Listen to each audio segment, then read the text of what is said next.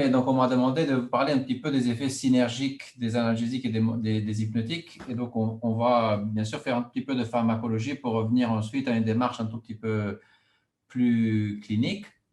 Donc voici mes liens. Et puis au-delà des liens, disons, financiers, j'ai un credo académique sur la nécessité d'avoir un raisonnement clinique explicite. Donc explicite, ça veut dire que vous expliquez avec des termes facilement compréhensibles pourquoi on fait le diagnostic de cette manière et pourquoi on prend les décisions de la manière dont on les prend, bien sûr fondé sur les recommandations de pratiques cliniques.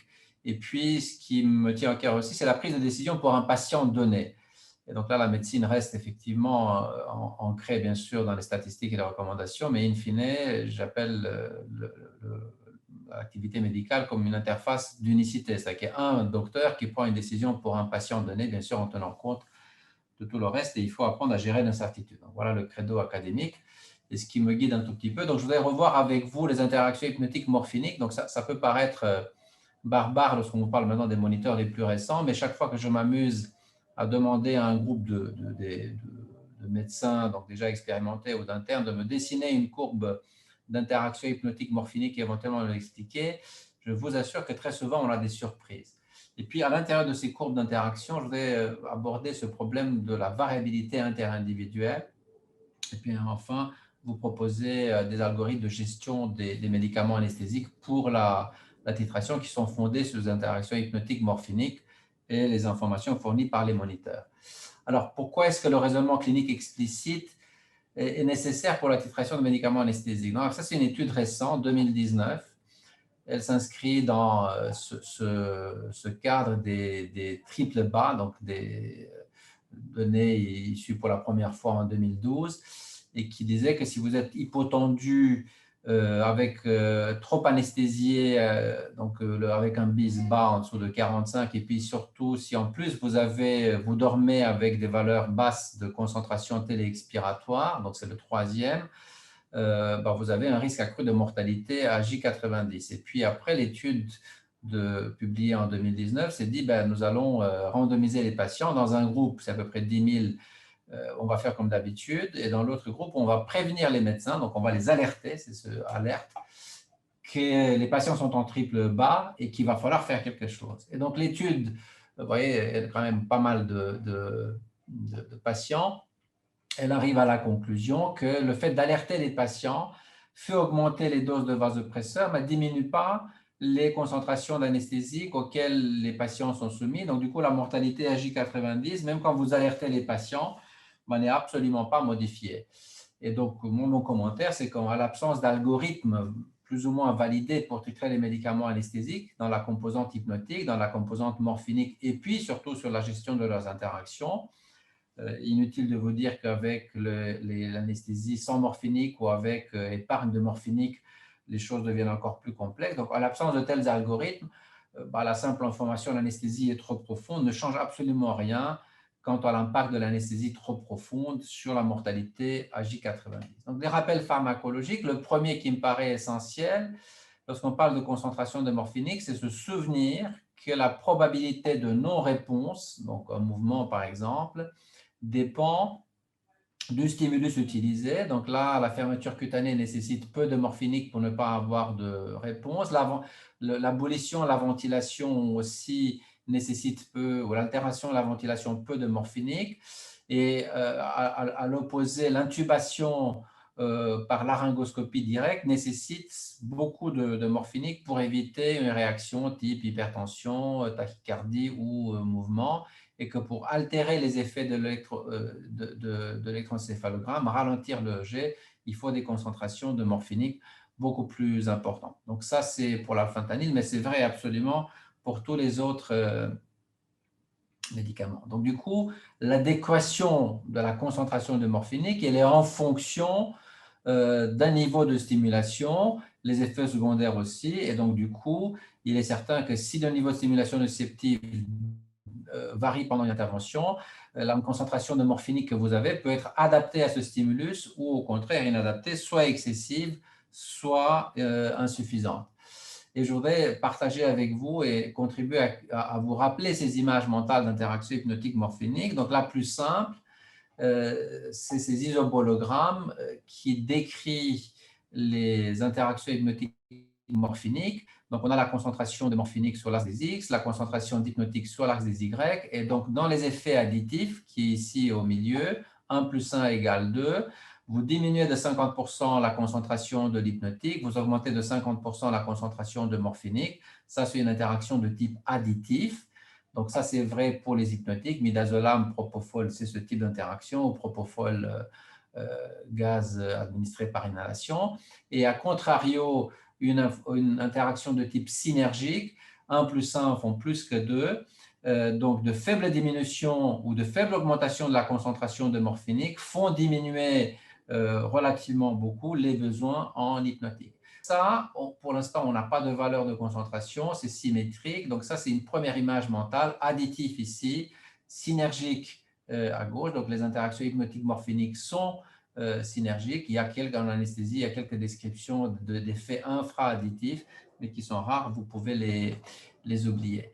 Et donc, lorsqu'on va un tout petit peu plus loin et on décrit une courbe d'interaction hypnotique morphinique, donc ça, c'est ici, c'est l'hypnotique, là, c'est le morphinique. Donc, ce que l'on voit, c'est qu'on peut, il y a une asymétrie dans les courbes, donc on peut travailler sans morphinique du tout, à condition d'augmenter suffisamment les concentrations d'hypnotique. Donc, on peut intuber sans curare et sans morphinique un patient si on décide de le faire de cette manière. En revanche, l'augmentation des concentrations de morphinique a un effet plancher sur la diminution donc, des concentrations d'hypnotique et on arrive à peu près à 80% d'épargne d'hypnotique. Il ne faut pas descendre en concentration d'hypnotique en dessous parce qu'on s'expose, malgré le fait que le patient peut ne pas bouger à cause des concentrations très élevées de morphinique, on peut s'exposer au risque de mémorisation explicite. Donc, il faut se souvenir à peu près des concentrations de morphinique qui font baisser de 50 et de 80% les besoins en hypnotique. Et donc, ça, c'est une représentation, donc cette fois-ci clinique, donc d'une interaction hypnotique morphinique. On parle de réduction de la MAC, ici en trait plein, ou de la MAC 95. Et donc, 95% des patients, c'est la concentration alvéolaire minimum en équilibre avec la concentration cérébrale, pour laquelle 95% des patients ne vont pas répondre par un mouvement, une incision chirurgicale, alors qu'ils ne sont pas curarisés. Et donc, si vous voyez ici, les cercles, ce sont donc des patients qui ne bougent pas après une incision. Les croix sont des patients qui bougent.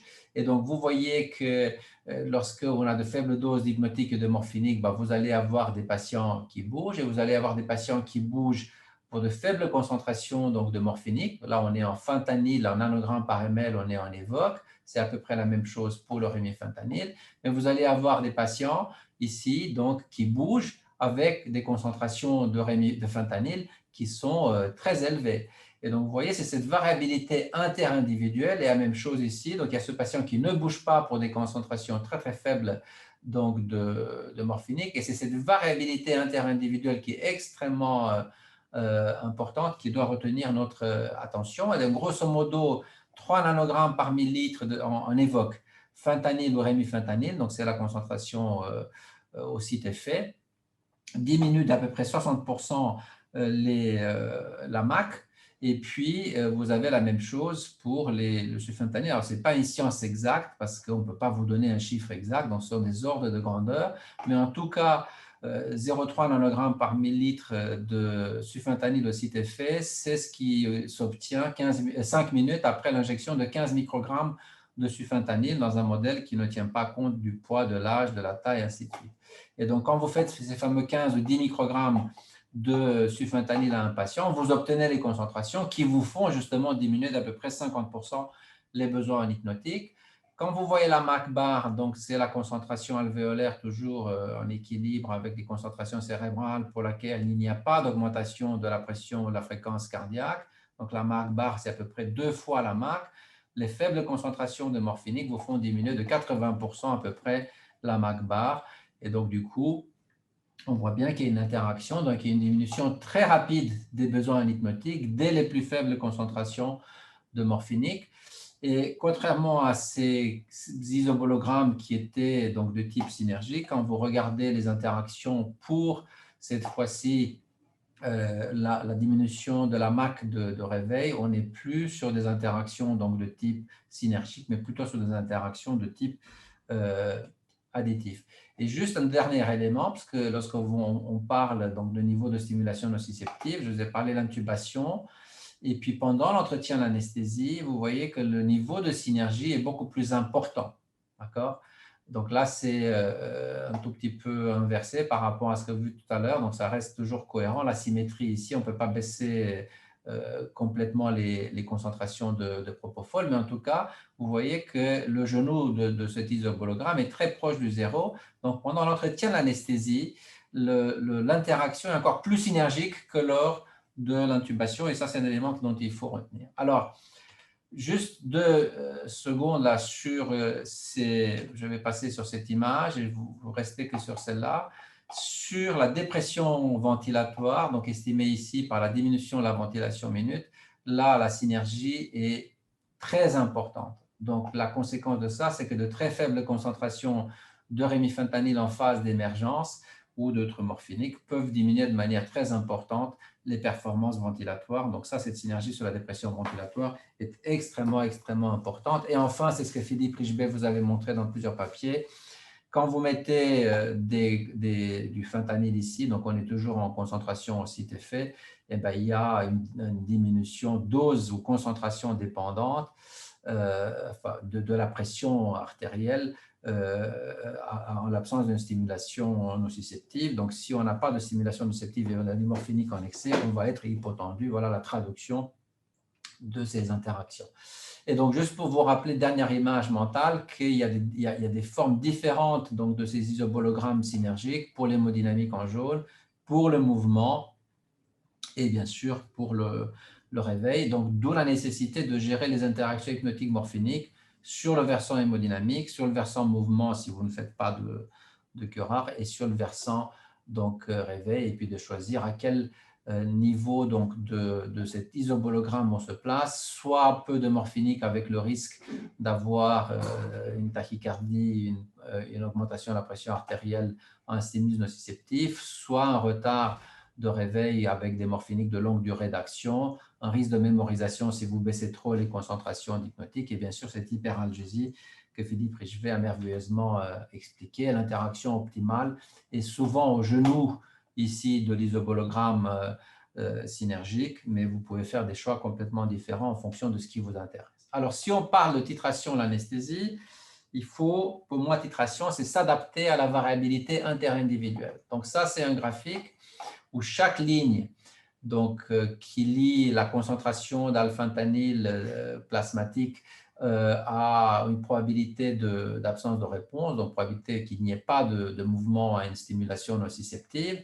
Donc, chaque ligne est un patient. Et vous voyez des patients pour lesquels il faut très, très peu de morphinique pour éviter un mouvement et à contrario d'autres pour lesquels il faut beaucoup de morphinique pour éviter un mouvement. Certains ont des pentes qui sont très raides, d'autres ont des pentes qui sont beaucoup plus plates, donc tout ceci est important. Et nous travaillons en général soit avec des descripteurs statistiques qui sont la dose efficace 50 ou la dose efficace 95. La dose efficace 50, vous voyez bien qu'il y a 50% des patients par définition qui sont surdosés, 50% sont sous-dosés. Et quand vous travaillez avec la dose efficace 95, vous avez énormément de patients qui sont surdosés. Et le surdosage, ce n'est pas 20%, 30%, c'est par des facteurs 1, 2, 3, 4 ou 5. D'accord? Donc, c'est énorme en termes de surdosage. Et c'est ces différences entre les extrêmes qui sont importantes et cette notion de variabilité interindividuelle est à mes yeux pas suffisamment expliquée dans la littérature. Alors, nous avons publié, on avait travaillé avec la pupillométrie, on avait publié cet article. Donc, on appliquait un stimulus nociceptif standardisé. Et le message, il est double ici. Il y a toujours ces points qui représentent les patients individuels. Donc, ça, c'est la pupillométrie. Ça, c'est les concentrations de rémifentanil. Et ça, c'est la probabilité de mouvement. Et regardez ce qui se passe avec le mouvement, parce que ça, c'est clinique. Les concentrations qui aboutissent à 95% de risque, enfin de probabilité d'absence de mouvement, elles sont très faibles, c'est 1,7 nanogrammes par millilitre de rémifentanil. Alors, quand vous travaillez à 3, 4 ou 5 nanogrammes par millilitre de rémifentanil, évoque, si c'est fait, on est largement au-dessus de ces concentrations qui sont associées à 95% de probabilité d'absence de mouvement. Et la même chose sur la modification donc, de la dilatation donc, de la pupille. On arrivait très très vite avec de très faibles concentrations donc, de rémifentanil à abolir la dilatation pupillaire. C'est déjà rapporté dans la littérature. Donc, autrement dit, pour inhiber la réponse à un stimulus, il faut des concentrations qui sont très faibles. Et même si elles sont très faibles, il y a une variabilité interindividuelle, même avec ces concentrations faibles. Alors, l'idée maintenant, c'est comment est-ce qu'on va intégrer l'ensemble de ces informations pour la gestion de l'anesthésie. Alors, on sait déjà que si vous regardez BIS, pression artérielle, autre chose, ces paramètres au cours d'une anesthésie peuvent varier de manière très différente. Donc, vous voyez ici, il y a des patients qui ont besoin de faibles concentrations d'halogénés, mais qui ont un BIS élevé et puis une pression élevée. A contrario, vous en avez qui ont les trois bas. Donc, ça, c'est le fameux triple low. Et toutes les combinaisons sont possibles. Donc, il peut y avoir des dissociations entre les différents paramètres que vous utilisez. Donc, si vous mettez maintenant ces moniteurs de balance nociception, antinociception, le EG numérisé et la pression artérielle ou la fréquence cardiaque, ça peut varier. Alors, la pression et la fréquence, il y a de nombreux facteurs confondants. Il faut gérer les interactions hypnotiques morphiniques sur le EG, bien que le EG voit relativement mal la présence des morphiniques. Et puis, sur ces moniteurs de balance nociception, antinociception, on peut voir, en fonction du niveau de stimulation nociceptive, l'évolution de ce moniteur.